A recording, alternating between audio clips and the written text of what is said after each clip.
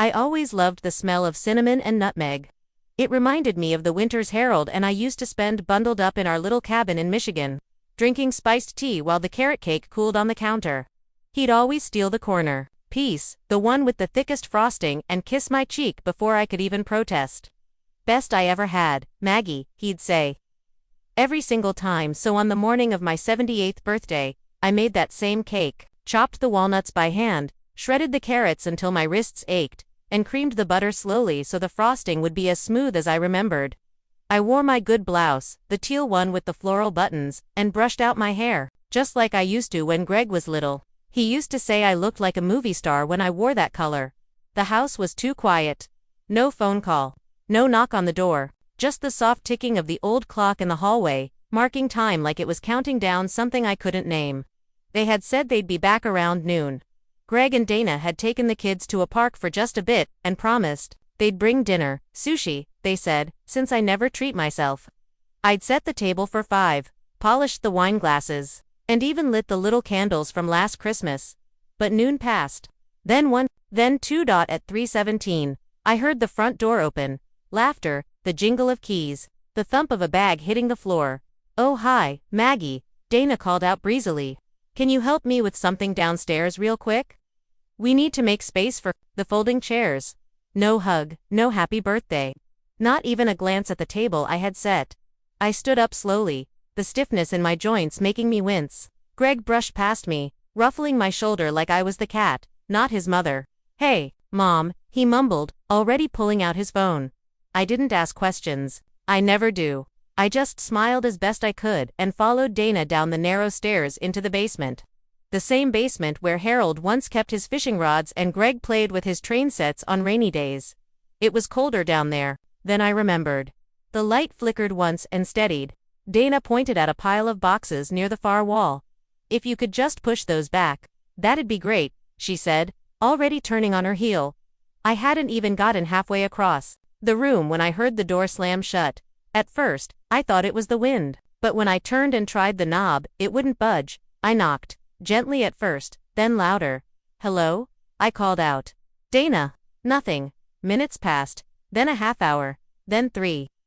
My knees gave out around the second hour, and I sat on an old paint bucket, staring at the cement wall, breathing in the damp scent of mold and old cardboard. No phone, no window, just me and the hollow echo of my own breath. I thought maybe I'd fallen asleep, maybe this was a bad dream, but the ache in my back was real. The silence was too sharp. Eventually, I heard the door creak open. Dana stood there holding a bottle of wine, laughing with someone on the phone. She glanced down, surprised to see me still there.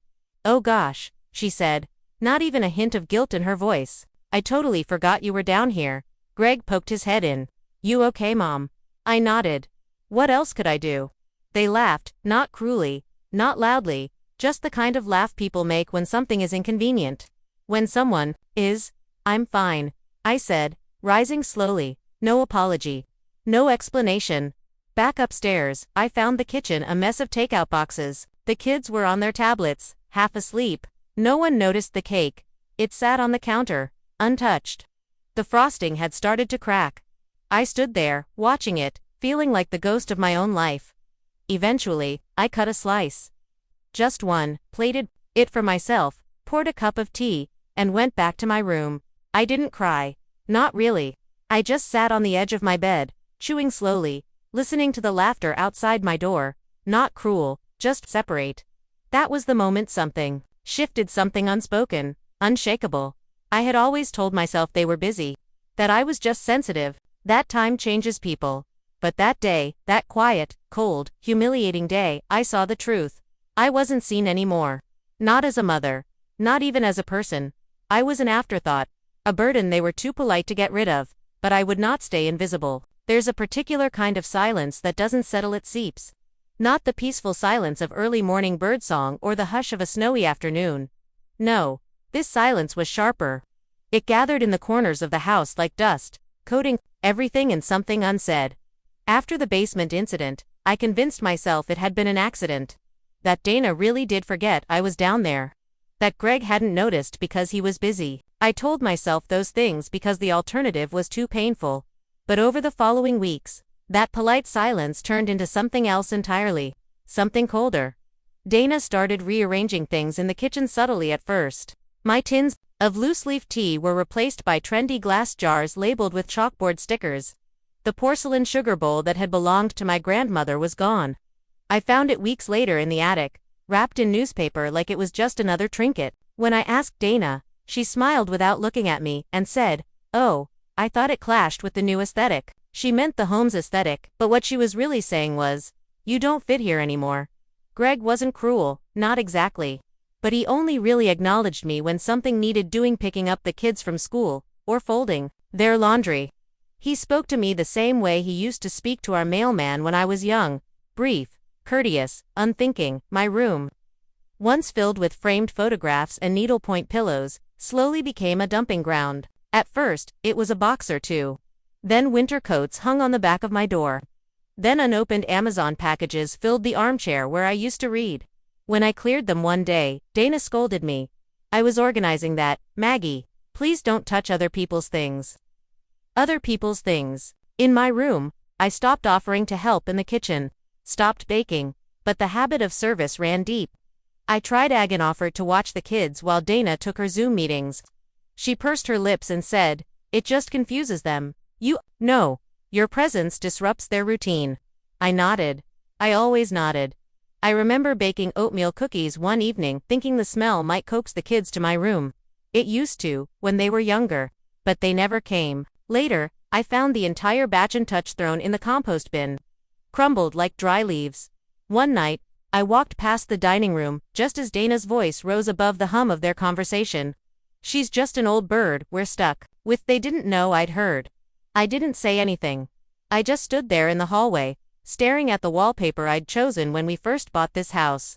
I remembered Greg running his fingers over the pattern as a child, tracing the vines. I remembered painting that wall with Harold, laughing when he accidentally splattered my blouse. Now it was just a wall, just paper, covering something hollow. At dinner, I sat at the table like I always did, but they talked over me. Not in malice. In disregard. My voice had become part of the furniture, present but not noticed. I once told Dana about a news article I'd read, something about solar flares. She blinked slowly and said, "That's interesting, Maggie," before turning back to her phone. I stopped talking after that. The only one who really looked at me anymore was Penny, the neighbor's dog, who would press her nose through the fence when I sat in the backyard. I used to give her bits of toast and whisper stories to her like she was a confessional. Sometimes, I wondered what would happen if I vanished. If I packed a bag, walked out, left no note. Would they notice? Would the children ask? Would Dana replace me with a cleaning service and Greg with guilt? I never dared to test it.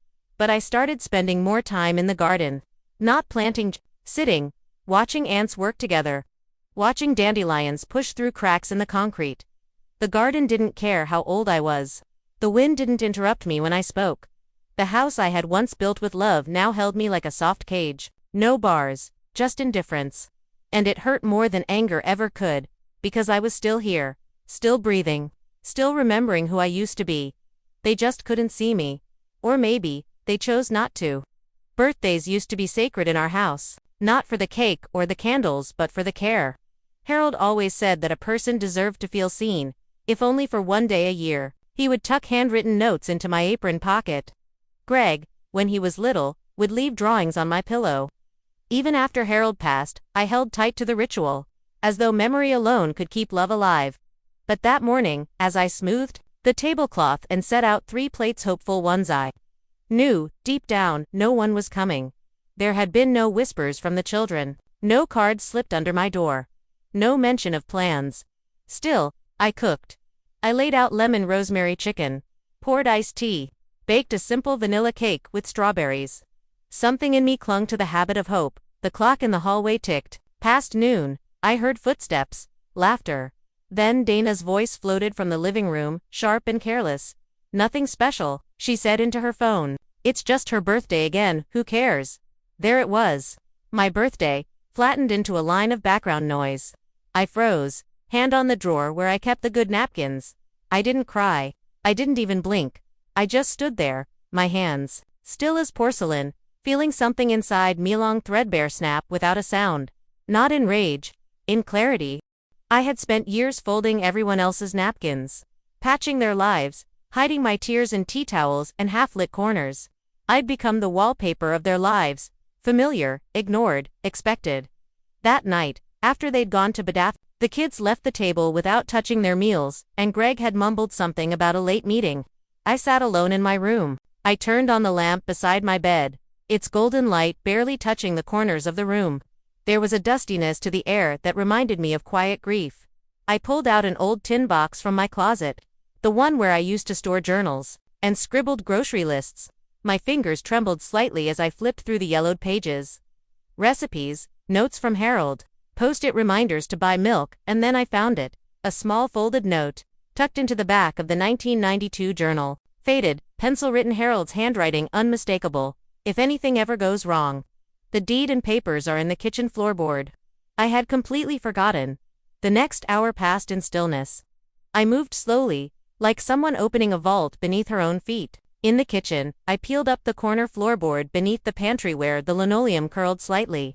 My breath caught as I lifted the wood and reached inside. There was a box. Inside, documents, dusty but intact. The original deed to the house, a will, not the one Dana had insisted. Greg update when we moved in together. This one was older. Authentic, clear. It named me, only me, as the sole owner of our home. And beneath the documents, a letter. It was from Harold, dated 6 months before his heart gave out on our bedroom floor. He wrote about Greg's changing tone, about Dana's ambition, about the subtle way love can be replaced by convenience. He urged me to protect myself. I know you won't want to see it, he wrote, but if the day comes when they stop looking at you as Maggie and start treating you like a chore, this will keep you standing. I held that letter to my chest like it was breath itself. For the first time in years, I didn't feel helpless. I felt armed, not with vengeance, with truth, with proof, with power. I folded everything back into the box and placed it under my bed, close to where I slept, and then I blew out the one candle I had lit on that forgotten birthday cake. I whispered, "Thank you, Harold." Because I was no longer invisible, I was prepared. The morning after my birthday, I woke early. I hadn't slept well, not from sadness, but from the quiet hum of clarity pulsing beneath my ribs. I rose before the sun, the house still hushed, except for the low creaks of the water pipes. And I tucked the box from under the bed into my old canvas handbag. I wore a navy cardigan. Harold had once said made my eyes look stormy. I don't know why that mattered, but somehow it did. I brushed my hair, tied it back neatly, and walked 2 blocks to the bus stop. The air smelled like dew and diesel, the world still gray and unsure of itself. Raymond McCulloch's office was above an old bakery downtown, tucked behind a row of antique shops that had refused to modernize. His name was still printed in gold foil on the frosted window. I wasn't sure he'd still be there. Harold's letter was nearly 2 decades old, but when I stepped inside, a young receptionist with bright red glasses looked up and smiled. "He still comes in Tuesdays and Thursdays," she said. "You're lucky it's Thursday." Raymond hadn't changed much from the photo Harold had once shown me. A little thinner, perhaps. A little more stooped. But his eyes were still sharp, still present. "Mrs. Elwood," he said, rising with the slow dignity of a man who understood time. "You look just like he said you would." I handed him the box. My hands shook only a little. He took his time, reading every page, occasionally making soft noises in the back of his throat like he was solving a puzzle. When he looked up, there was something somber behind his eyes. "This is legally binding," he said quietly, "and damning." I didn't respond. I didn't need to. He flipped through the property records, stopping on the deed. "You were never removed as owner, which means the loans your son took out, those signatures were false. Fraud, most likely. And your daughter, -in-law, ... He tapped a page with Dana's scribbled notes on business expenses. "She's been using your home address as collateral for failed ventures. That's felony-level misuse." The air in the office felt suddenly thin. I wasn't sure what emotion I expected: grief, rage, betrayal. But what I felt was more like ... stillness. Like something finally settled into place. "They've manipulated you," Raymond continued, "right out of your own home. Financial abuse, elder coercion, unfortunately common. But with these documents, we can do something." He laid out options gently. First, we'd file a formal claim to freeze the property. It would prevent any future changes to the deed. Next, we'd draft a new will, one that protected my assets from family interference. Then, he'd connect me with a legal aid group that specialized in elder rights. They're not just lawyers, he said, smiling faintly. They're warriors. I left his office with a file folder in my bag, a tremble in my fingers, and a spine straighter than it had been in years. That afternoon, I went to the senior center for the first time in months. I'd avoided it after Dana joked that the center was where old people went to remember they were still alive. But something inside me needed space. And someone, I think, who didn't already see me as obsolete. I found Helen sitting by the window, knitting something lumpy and bright orange. She looked up, narrowed her eyes, and said, "You look like someone who needs cake and the truth. Which first?" We became friends the way some people fall asleep slowly. Then all at once, Helen had eyes like rain-soaked gravel and the laugh of a woman who'd survived 3 husbands and a bypass. She didn't ask questions I wasn't ready to answer. She just listened, the kind of listening that makes you feel like the world hasn't quite passed you by yet. "I was married to a man like that once," she said when I told her cautiously about Dana's aesthetic and Greg's silence. "He replaced me long before he left me. The trick is not replacing yourself." I began seeing her every Thursday. We'd sit in the corner by the dusty bookshelf, drinking 2-sweet tea and talking about everything except what was happening in our homes. But each visit gave me something Dana never did: the reminder that I was still a woman with a mind, a history, and most importantly a choice. Meanwhile, Raymond worked quietly behind the scenes. The property was frozen, a probate review filed, the accounts tied to the house examined. The news got worse. Greg had refinanced the mortgage 3 times over the last 5 years, using my name as a guarantor. Dana had tied her boutiques, failed loans to our mailing address, racking up over $40,000 in debt. My credit score had been ruined. My retirement savings had been used as backup collateral. Every page Raymond handed me was a page that stripped away the story I'd been telling myself.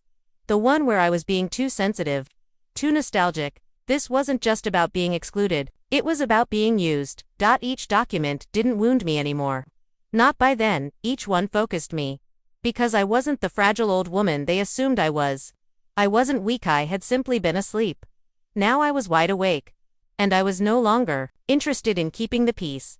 I was ready to reclaim everything that bore my name. I began setting the table for one. A small teapot, Earl Grey, just the way Harold liked it. A single blue plate from the wedding china we'd received all those years ago. And peace.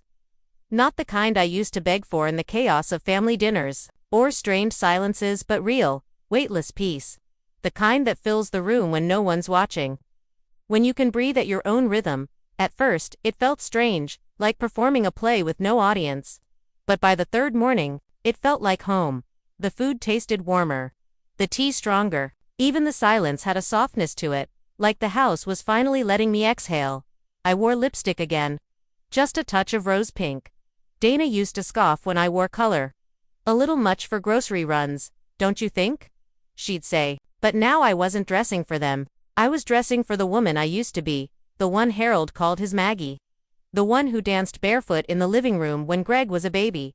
I reopened my old watercolor box, the one buried under winter scarves in the back of my closet. The paint cakes were cracked and dry, but I soaked them with warm water and watched the colors come back to life. Just like I did at the senior center. Helen convinced me to teach a class on Thursdays. "You're already better than half the folks here," she said.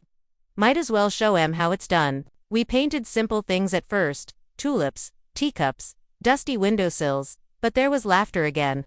People began calling me Miss Margaret, and for the first time in years, my name felt like a title, not a burden.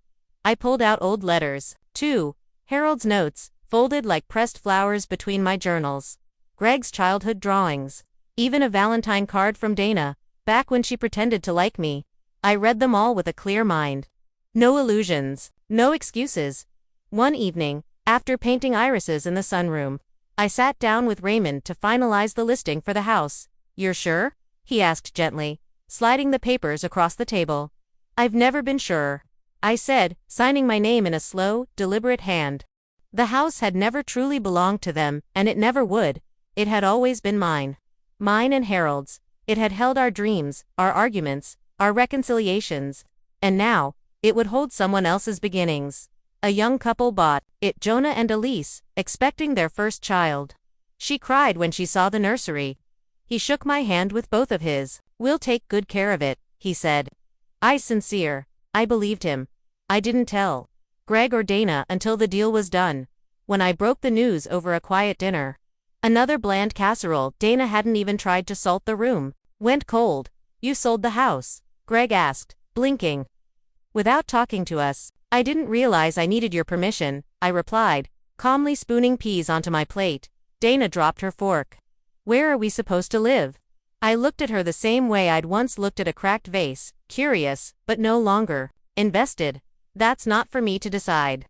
Greg stared at me, stunned, but I didn't flinch. I didn't explain. I didn't apologize. I found a small cottage by the river, 3 miles from Helen's. It had no stairs, a sunlit kitchen, and a wraparound porch that creaked in all the right ways. The realtor called it cozy. I called it mine. As I packed, I found the old carrot cake recipe, tucked between cookbooks. The one Greg used to beg me for every year on his birthday.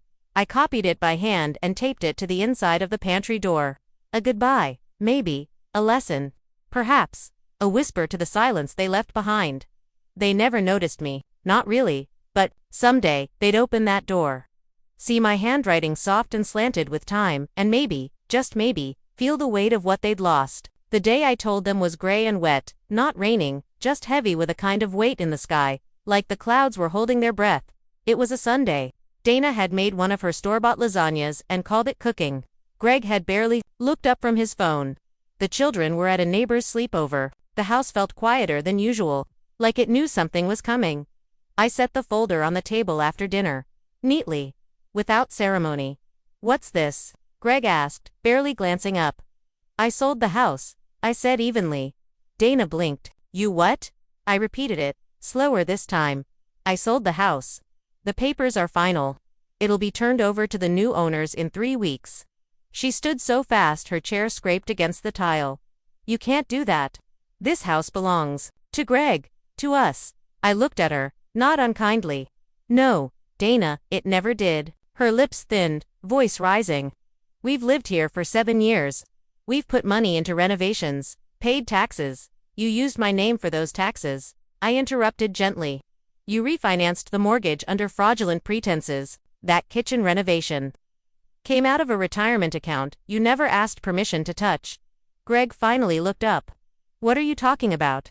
I slid the documents across the table, one by one. The original deed, the will, the account statements, the letter from Harold. "This is proof," I said. "The house is, and always has been, mine. Legally, financially, morally." Greg's face drained of color. He fumbled for his phone. I should call someone. A lawyer. I folded my hands. "You're welcome to, but the papers are clean." Raymond checked everything. Twice. Dana grabbed the folder, flipped through it as though her fury could erase the ink. "You planned this behind our backs." I met her stare with calm I didn't know I was capable of. "No. I planned it right in front of you. You just never looked." The silence that followed was thick, stifling. Greg looked like a boy again, not a grown man, lost and caught. I leaned back in my chair. I didn't raise my voice. I didn't curse, I didn't even cry. "You locked me in the basement on my birthday, Dana," I said. "You laughed when you found me. And do you know what hurt more than that? You didn't even realize it mattered." Her mouth opened, then closed. 1,000 words unspoken. None of them worth hearing. "You made me feel like I was in the way," I continued. "But I wasn't. I was the foundation. I built this life. I held this house together when Harold died. I paid every mortgage, every light bill, every grocery receipt. I gave until there was nothing left for myself. And the moment I became inconvenient, you made me invisible." Greg's voice cracked. "Mom, we never meant, but you did," I said. Not unkindly. "You meant to make your lives easier. And I was just, in the way." He hung his head. I watched it all dawn on him, not just the financial loss, but the erosion of everything he thought he controlled. He had never realized that the silence he gave me cost more than words. Dana gripped the edge of the counter. "Where are we supposed to go?" I stood slowly, pushing the chair in with care. "That's not my story to write." And with that, I walked to the door, the same door I once opened to carry Greg into this house as a child. The same one I'd closed each night, believing I was protecting a family. Now I walked through it not as someone discarded, but as someone who remembered her own worth. I didn't slam it. I didn't look back. Because I didn't need to. Some exits don't require drama. Just direction, and this one had been a long time coming. 2 years had passed. The cottage by the river had become my sanctuary, small, sunlit, and entirely mine. No shared walls, no half-claimed rooms, no footsteps hovering just beyond the door. Just wind in the willows, the chatter of sparrows, and the slow, deliberate rhythm of a life rebuilt. My name sat proudly on the black iron mailbox at the end of the gravel path, Margaret Elwood, not Mom, not mother-in-law, just me. That was enough. I had painted the mailbox myself. A soft sage green with white roses around the base. Harold would have chuckled. He always said my green thumb belonged more on paper than in soil. But I liked how it looked, like it had always been waiting for me. Inside the house, I'd kept only what mattered. A rocking chair by the window, my watercolor set, and a shelf of Harold's books. Their pages yellowed and familiar.